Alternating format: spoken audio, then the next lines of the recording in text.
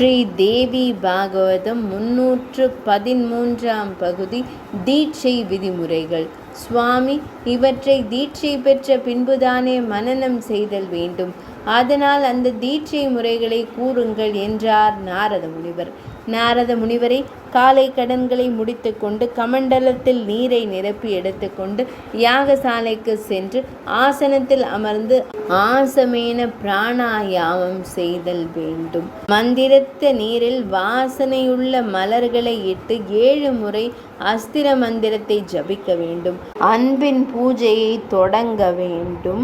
கங்கையையும் கணேசரையும் வலது புறத்தில் சரஸ்வதியையும் நடுவில் லக்ஷ்மி தேவியையும் நிலை பெறச் செய்து அவர்களை வழிபட வேண்டும்.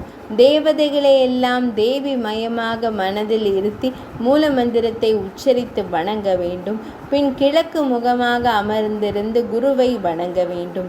அதன் பின் தேவி பீடத்தை கற்பனை செய்து அமுகாசனாய நமக என்ற மந்திரத்தால் ஆசனத்தை பூஜை செய்து தேவியை தேய மந்திரத்தால் தியானிக்க வேண்டும். எல்லா உபசரணைகளையும் செய்தல் வேண்டும். அதன் பின் சூரியனுக்குரிய 12 கலைகளையும் பூஜித்து மந்திரங்களை ஜபிக்க வேண்டும். பின் சந்திர மண்டலத்திற்குரிய 16 கலைகளையும் ஞாசிக்க வேண்டும்.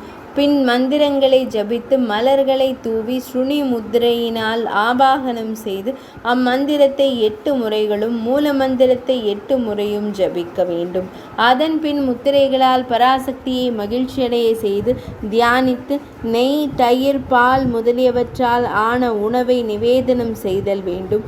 பின்பு நீராட்டுவதற்கான தைலங்களையும் நறுமண பொருள்களையும் சமர்ப்பித்து பட்டாடைகளாலும் ஆபரணங்களாலும் அலங்கரித்து மலர்களை சாத்தி தூப தீபம் காட்ட வேண்டும். பலவிதமான நைவேத்திய பொருட்களை படைத்து நீர் தெளித்து தேவியின் அங்கங்களை வழிபடும் அங்க பூஜை செய்தல் வேண்டும். அதன் பின் குரு சீடனுக்கு உணவளித்துவிட்டு யாகசாலையில் முறைப்படி படுத்துறங்க வேண்டும். அதாவது கண்ணுறக்கம் கொள்ள வேண்டும். மறுநாள் காலை அக்னி குண்டத்தையும் தண்டுவத்தையும் குரு சுத்தம் செய்தல் வேண்டும். பின் தேவி மகிழ்ந்திருப்பதாக பாவிக்க வேண்டும்.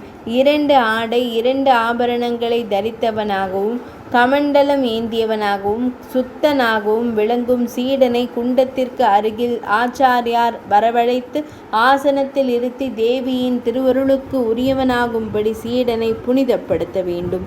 அன்பின் சடத்வாக்கள் பிரம்மத்தில் ஒடுங்கியதாக பாவனை செய்து தன்னிடம் ஒடுங்கி லயித்த சீடனின் சைத்தன்யத்தை சீடனின் தேகத்தில் எழுப்பி பூர்ணாகுதி செய்தல் வேண்டும். பின் சீடனின் விழிகளை துணியால் கட்டி அவனது கையில் மலர்களை கொடுத்து மலரஞ்சலி செய்ய வைத்து பின் கண்கட்டை அவிழ்த்து குரு சாசனத்தில் அமர்த்த வேண்டும். குடும்பத்தில் இருக்கின்ற துணிகளை சீடனின் தலையில் வைத்து தேவியின் மந்திரத்தை ஜபம் செய்தல் வேண்டும். அதன் பின் சீடன் 2 ஆடைகளை உடுத்திய பின் ஆச்சாரியார் தனது இருதயத்தில் இருக்கும் பராசக்தியை சீடனின் இருதயத்தை அடையச் செய்தல் வேண்டும். பின் மலர்களால் அவனை அர்ச்சித்து மகாதேவியின் மந்திரமான காயத்ரி மந்திரத்தை சீடனின் வலது செவியில் 3 முறை ஓதுதல் வேண்டும். அதன் பின் சீடன் ஆச்சாரியாரை விழுந்து வணங்கி அனைத்தையும் அவருக்கு அர்ப்பணம் செய்து பிராமணர்களுக்கு தட்சணை கொடுத்தல் வேண்டும்.